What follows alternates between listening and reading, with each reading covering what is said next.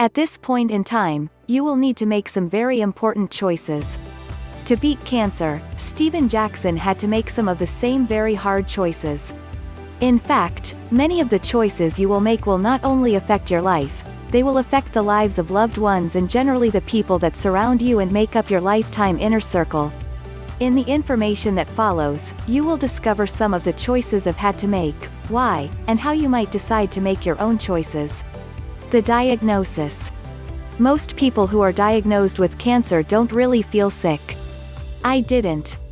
The only reason I knew something was wrong was because of a lump on my neck. Was the lump on my neck a real death sentence, or simply a sign from my body that something was wrong and I needed to change something?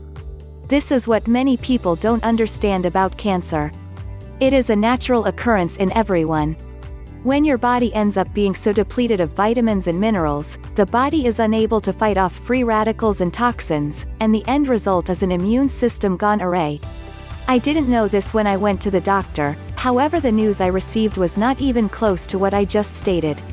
You see, it took me 60 days and roughly $7,000 to only get a preliminary diagnosis.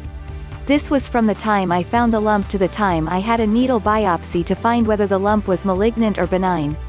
Once the doctor received the test results, I had already known something was wrong and I needed to make some choices. Once the diagnosis came in, and I was diagnosed with squamous cell carcinoma, they still wanted to do more testing, in addition to several rounds of chemo and radiation therapy. Understanding therapy. I made my first choice. I said no to conventional therapy. This was not hard for me, however, it is hard for many to make this choice and here's why. You are scared, you've heard horror stories about cancer and you're simply scared to death. They scare you. The medical industry instills fear in the patient in order to guide them into the failed conventional cancer therapy revolving door, which leads only one place, death. Family pressure. Family is either on your side, or they are against you trying to find an alternative treatment because conventional therapy has a 97% failure rate. But they don't know this because they are blinded by pink ribbons and cancer charity organizations that tote, the cure is just around the corner. Understanding yourself. This may seem selfish, but you are fighting to save your life. If you do not make a choice to save your own life, no human can. You must have faith that all of this has happened for a reason, if nothing more than to wake you up. Now, faith without action is simply faith. But in all things life, we must take action in order to invoke change. This includes those of you, and me, diagnosed with cancer. The very first thing you must understand is that you are not dead.